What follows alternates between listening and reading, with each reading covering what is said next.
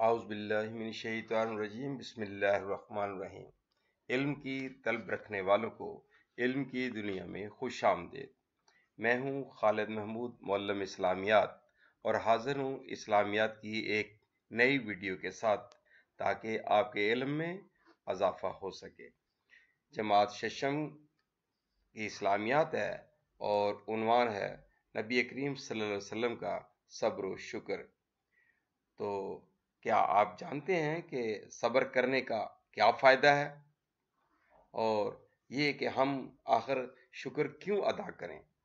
یہ سب جاننے کے لیے اس ویڈیو کو آخر تک دیکھیں، اور اگر آپ نے یہ چینل سبسکرائب نہیں کیا تو چینل علم کی دنیا کو سبسکرائب کریں اور ویڈیو کو آخر تک دیکھیں۔ اگر آپ کو ویڈیو پسند آئے تو اسے لائک کریں اور اپنے دوسرے دوست احباب تک بھی پہنچائیں تاکہ وہ بھی اس سے فائدہ حاصل کر سکے۔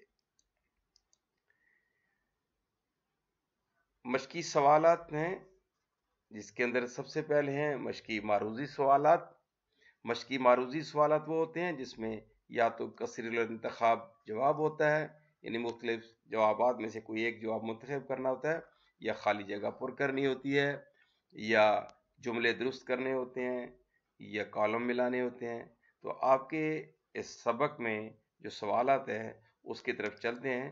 سب سے پہلا سوال ہے، سوال نمبر 1 کہ مناسب ترین جواب پر دائرہ لگائیں۔ سوال ہے کہ آپ صلی اللہ علیہ وسلم کو کس وادی کو سونے کا کرنے کا اختیار ملا؟ وادی عرفات، یا عقیق، یا بطحا، یا ایمن؟ تو اس کا جواب ہے وادی بطحا۔ نمبر 2 ہے اس میں کہ آپ صلی اللہ علیہ وسلم پر پتھر برسائے گئے۔ آپ صلی اللہ علیہ وسلم پر آپ کی زندگی میں کہاں پتھر برسائے گئے؟ غزوہ بدر میں، احد میں، مدینہ میں، یا طائف میں؟ تو اس کا جواب ہے کہ طائف میں۔ نمبر 3 ہے کہ لوگوں کا شکر ادا نہ کرنے والا شکر ادا نہیں کرتا۔ یہ ایک حدیث کا حصہ ہے کہ کس کا شکر ادا نہیں کرتا اگر لوگوں کا شکر ادا انسان نہ کرے؟ پڑوسیوں کا، یا اللہ کا، فرشتوں کا، یا بچوں کا؟ تو اس کا جواب ہے اللہ کا۔ حضرت فاطمہ رضی اللہ تعالی عنہا اپنے ہاتھ سے پیستی تھیں۔ کیا پیستی تھی؟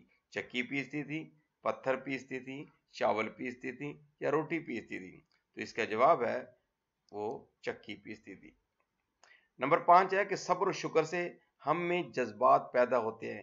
کس قسم کے جذبات پیدا ہوتے ہیں اگر ہم صبر و شکر کریں؟ ایثار و شکر گزاری کے، محبت و الفت کے، بہادری کے، یا سخاوت کے؟ تو اس کا جواب ہے ہمارے اندر ایثار و شکر گزاری کے جواب پیدا ہوتے ہیں، جذبات پیدا ہوتے ہیں۔ اب آتے ہیں آگے کہ اس میں خالی جگہ کون سی بن سکتی ہیں۔ سبق کے اندر سے خالی جگہ بنائی گئی ہیں جو اس مختلف اور بھی ہو سکتی ہیں۔ سب سے پہلا ایک ہے کہ صبر کا معنی ہوتا ہے اپنے آپ کو ڈیش چیزوں سے قابو میں رکھنا، یعنی کس طرح کی چیزوں سے قابو میں رکھنا جو ہے وہ صبر کے معنی ہوتے ہیں۔ تو اس کا جواب ہے ناپسندیدہ چیزوں سے قابو میں رکھنا۔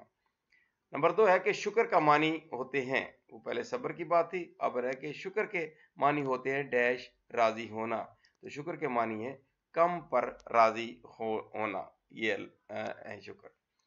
نمبر 3 ہے کہ آپ صلی اللہ علیہ وسلم شیب ابی طالب میں سال محصور رہے۔ کتنے سال تک محصور رہے؟ اس کا جواب ہے 3 سال تک محصور رہے۔ نمبر 4 ہے غزوہ احد میں آپ صلی اللہ علیہ وسلم کو ڈیش تکلیف پہنچائی گئی۔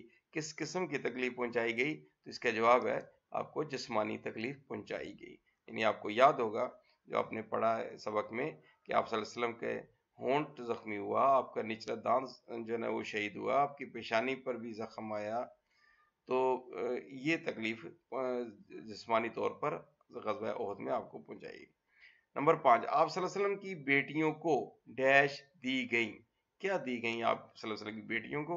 تو اس کا جواب ہے طلاق دی گئیں، جو کہ ابو لہب کے بیٹوں کے ساتھ آپ صلی اللہ علیہ وسلم کی بیٹیوں کے نکاح ہوئے تھے، اور آپ صلی اللہ علیہ وسلم کے جب آپ نے بعثت کا اعلان کیا، نبوت کا اعلان کیا، تو انہوں نے طلاقیں دے دیں۔ تو یہ تھی خالی جگہیں۔ اب آتے ہیں آگے مشقی موضوعی سوالات کی طرف۔ تو مشقی موضوعی سوالات وہ ہوتے ہیں جو یا تو مختصر جواب جن کے ہوتے ہیں، یا تفصیلی جواب جن کے ہوتے ہیں، جن کا موضوع سے تعلق ہوتا ہے۔ تو آئے اس میں دیکھتے ہیں سوال نمبر 2 کہ درج ذیل سوالات کے مختصر جواب تحریر کریں۔ یہ پہلا سوال ہے کہ صبر و شکر کا معنی و مفہوم بیان کریں۔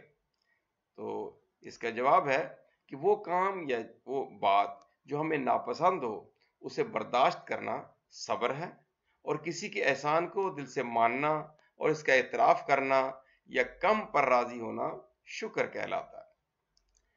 دوسرا سوال ہے کہ صبر و شکر کا کیا فائدہ ہے؟ اگر ہم صبر کرتے ہیں، شکر کریں، اس کا فائدہ کیا ہو؟ اس کا جواب ہے کہ صبر و شکر کرنے کا فائدہ یہ ہوتا ہے کہ اس طرح سے لوگوں میں قربانی کا جذبہ بڑھتا ہے اور حوصلہ افزائی کا احساس ہوتا ہے، جس سے مثالی معاشرہ بن سکتا ہے۔ تیسرا سوال ہے کہ صبر کی فضیلت میں ایک آیت کا مفہوم لکھیں۔ تو اس کا جواب یہ ہے کہ صبر کی فضیلت میں ایک آیت کا مفہوم یہ ہے کہ اللہ تعالیٰ صبر کرنے والوں کا ساتھ دیتا ہے اور صبر کرنے والوں کو پسند کرتا ہے۔ سوال نمبر 4 ہے کہ شکر کرنے کی فضیلت میں احادیث کا مفہوم لکھیں۔ یہ بھی مفہوم بتایا گیا، احادیث نہیں پوچھی گئی، اس لیے مفہوم بتائیں گے کہ شکر کرنے کی فضیلت میں جو احادیث ہیں اس کا مطلب کیا ہے۔ جواب اس کا ہے کہ شکر کرنے کے بارے میں احادیث مبارکہ کا مفہوم یہ ہے کہ جو لوگوں کا شکر ادا نہیں کرتا وہ اللہ کا بھی شکر ادا نہیں کرتا۔ پانچواں سوال ہے کہ ہم اپنے والدین کا اور اساتذہ کا شکر کیسے ادا کر سکتے ہیں؟ تو اس کا جواب ہے بہت آسان ہے، آپ نے خود اپنے الفاظ میں دینا ہے، لیکن یہ ابھی لکھا جا رہا ہے، اس کو دیکھ لیں کہ ہم اپنے والدین کا شکر اس طرح ادا کر سکتے ہیں کہ ان کی ہر بات مانیں، انہیں کوئی تکلیف نہ پہنچائیں اور ان کے احسان مند رہیں۔ اور اساتذہ کا شکر اس طرح ادا کر سکتے ہیں کہ ان کی ہدایت پر عمل کریں، ان کی عزت کریں، ان کا ادب و احترام کریں اور احسان مند رہیں کہ انہوں نے ہمارے علم میں اضافہ کیا۔ تو یہ تھے ہمارے مختصر جوابات۔ اب آگے آتے ہیں تفصیلی سوالات کی طرف۔ سوال نمبر 3 ہے کہ درج ذیل سوالات کے تفصیلی جواب تحریر کریں۔ سب سے پہلے صبر و شکر کی عملی زندگی میں اہمیت پر روشنی ڈالیں۔ تو اس کا جواب ہے کہ صبر و شکر کی ہماری عملی زندگی میں بہت اہمیت ہے، کیونکہ اللہ تبارک و تعالیٰ کا ارشاد ہے کہ میں صبر کرنے والوں کے ساتھ ہوں۔ یعنی اگر مسلسل صبر کیا جائے تو اللہ کے فرمان کے مطابق کہ ہر مشکل کے بعد آسانی ہے، تو یقیناً اللہ تعالیٰ مدد کرے گا۔ اسی طرح شکر کی بھی بہت اہمیت ہے۔ اگر زندگی میں شکر کی عادت اپنائی جائے اور اللہ اور اس کے بندوں سے ملنے والی چھوٹی چھوٹی نعمتوں کو محسوس کر کے انہیں دل سے تسلیم کیا جائے اور زبان سے اقرار کرتے ہوئے اللہ اور اس کے بندوں کا احسان مند ہو کر شکر ادا کیا جائے، تو اللہ تعالیٰ خوش ہو کر مزید عطا کرے گا، کیونکہ اللہ کو شکر بہت پسند ہے۔ جس معاشرے میں صبر و شکر کی عادات اسوہ نبی صلی اللہ علیہ وآلہ وسلم کے مطابق ہوں گی، اس معاشرے میں لوگوں میں اثار، ہمدردی اور خیر خواہی کے جذبات و احساسات پروان چڑھیں گے اور وہ معاشرہ مثالی مسلم معاشرہ بن جائے گا۔ تو یہ ہے فائدہ جو کہ ہے صبر کا اور شکر کا۔ دوسرا سوال ہے تفصیلی کہ نبی کریم صلی اللہ علیہ وسلم کی زندگی سے صبر و شکر کی پانچ مثالیں دیں، یعنی 5 مثالیں صبر کی دیں اور 5 مثالیں شکر کی دیں۔ تو آتے ہیں جواب کی طرف۔ نبی کریم صلی اللہ علیہ وسلم کی زندگی صبر و شکر کا اعلیٰ ترین نمونہ تھی۔ آپ کی زندگی صبر و شکر کے واقعات سے بھری پڑی، جن میں سے چند ایک ہم درجے ذیل۔ صبر کے واقعات پہلے ہم دیکھتے ہیں۔ صبر کے واقعات نمبر 1 کہ مشرکین مکہ سے ملنے والی تکالیف۔ نبی کریم صلی اللہ علیہ وسلم کا اعلان نبوت کے ساتھ ہی مشرکین مکہ نے آپ صلی اللہ علیہ وسلم کو طرح طرح کی تکلیف دینا شروع کر دی۔ باہر نکلتے تو آوازیں کستے، راستے میں کانٹے بچھا دیتے، کوڑا پھینکتے، نماز میں سجدے کی حالت میں اونٹ کی اوجڑی کمر پر مبارک پر ڈال دی، لیکن آپ صلی اللہ علیہ وسلم نے صبر کا دامن نہیں چھوڑا۔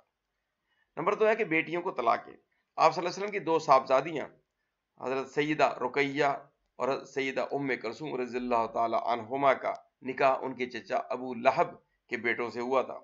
جب آپ صلی اللہ علیہ وسلم نے اعلان نبوت کیا تو ابو لہب نے اپنے بیٹوں سے کہا کہ انہیں طلاق دے دو، تو بیٹیوں کی طلاقوں کا غم بھی آپ صلی اللہ علیہ وسلم نے صبر و استقامت سے برداشت کیا۔ نمبر 3 ہے کہ شیب ابی طالب میں محصوری۔ جب کفار مکہ کی تمام تکالیف اور اذیتوں کے باوجود آپ صلی اللہ علیہ وسلم نے دعوت و تبلیغ کا سلسلہ بند نہ کیا، تو قریش مکہ نے مل کر فیصلہ کیا اور آپ صلی اللہ علیہ وسلم کے خاندان کو شیب ابی طالب میں 3 سال تک محصور کر کے سوشل بائیکاٹ کر دیا۔ آپ صلی اللہ علیہ وسلم نے یہ مشکل ترین سال بڑے صبر و استقلال سے گزارے۔ نمبر 4 ہے طائف کا سفر۔ آپ صلی اللہ علیہ وسلم دعوت و تبلیغ کے لیے طائف تشریف لے گئے تو ان کے سرداروں نے اوباش لڑکوں کو پیچھے لگا دیا، جنہوں نے پتھر مار کر لہو لہان کر دیا، لیکن آپ صلی اللہ علیہ وسلم نے ان کے لیے بد دعا نہ کی بلکہ صبر کیا۔ نمبر 5 ہے احد میں تکالیف۔ غزوہ احد کے دوران آپ صلی اللہ علیہ وسلم کو زخم آئے، دانت مبارک شہید ہوا، ساتھ ہی آپ صلی اللہ علیہ وسلم کے عزیز ترین چچا حضرت امیر حمزہ رضی اللہ تعالیٰ عنہ کی شہادت کا بھی دکھ سہنا پڑا، لیکن صبر و استقامت سے آپ نے برداشت کیا اور ان شہید کرنے والوں کو جب وہ اسلام انہوں نے قبول کر لیا تو آپ نے ان کو معاف کر دیا۔ اب دیکھتے ہیں شکر کے واقعات کہ نبی کریم صلی اللہ علیہ وسلم لوگوں کا اور اللہ کا ہر وقت شکر ادا کرتے تھے۔ آپ صلی اللہ علیہ وسلم کا فرمان ہے کہ جو لوگوں کا شکر ادا نہیں کرتا وہ اللہ کا بھی شکر ادا نہیں کرتا۔ نمبر 1 پہننے میں شکر۔ آپ صلی اللہ علیہ وسلم جب بھی کوئی نیا کپڑا پہنتے تو دعا کرتے کہ اللہ تمام تعریفیں تیرے لیے ہیں، تو نے مجھے یہ کپڑا پہنایا، میں تجھ سے اس کی خیر مانگتا ہوں۔ سونے سے پہلے بھی شکر ادا کرتے تھے آپ صلی اللہ علیہ وسلم۔ آپ صلی اللہ علیہ وسلم رات کو بستر پر جانے سے پہلے دن بھر میں ملنے والی نعمتوں کا شکر ادا کرتے کہ تمام تعریفیں اللہ کے لیے ہیں جس نے مجھے پناہ دی اور کھلایا پلایا اور مجھ پر احسان کیا۔ نمبر 3 لوگوں کا شکر۔ آپ صلی اللہ علیہ وسلم ہمیشہ لوگوں کا بھی شکر ادا کرتے اور کسی کا ذرا سا احسان ہمیشہ یاد رکھتے۔ صحیح بخاری کی حدیث ہے کہ سفر طائف سے واپسی پر مکہ میں صرف مطعم بن جدی نے حضور صلی اللہ علیہ وسلم کو پناہ دی۔ اسے آپ صلی اللہ علیہ وسلم نے ہمیشہ یاد رکھا، اور جب غزوہ بدر میں آپ جو قیدی تھے ان کو فدیہ لے کر چھوڑ رہے تھے تو آپ نے اس وقت بھی مطعم بن جدی کو یاد کیا، کہا کہ کاش وہ اس وقت زندہ ہوتے، اگر وہ زندہ ہوتے، اگر وہ مجھے کہتے، فرمائش کرتے کہ سارے جتنے بھی قیدی ان کو ایسے ہی چھوڑ دیا جائے تو یقین جانو میں چھوڑ دیتا۔ نمبر 4 ہے قرض واپس کرتے ہوئے شکر۔ حضرت عبداللہ بن ابی ربیعہ مخزومی رضی اللہ تعالیٰ عنہ سے روایت ہے کہ آپ صلی اللہ علیہ وسلم نے غزوہ حنین سے پہلے مجھ سے قرضہ لیا اور واپسی پر قرض چکانے کے ساتھ میرے اہل و عیال کو دعائیں بھی دی، یعنی اس کا بھی شکریہ ادا کیا۔ حالانکہ آپ نے قرض واپس کر دیا پھر بھی آپ نے اس کا شکر ادا کیا کہ تم نے مجھے قرض دیا تھا۔ نمبر 5 اپنی بیوی کا شکر۔ آپ صلی اللہ علیہ وسلم ہمیشہ اپنی زوجہ محترمہ حضرت خدیجہ رضی اللہ تعالی عنہا کی اس طرح تعریف فرماتے کہ انہوں نے مجھے اس وقت قبول کیا اور میری تصدیق کی جب سب نے میرا انکار کیا۔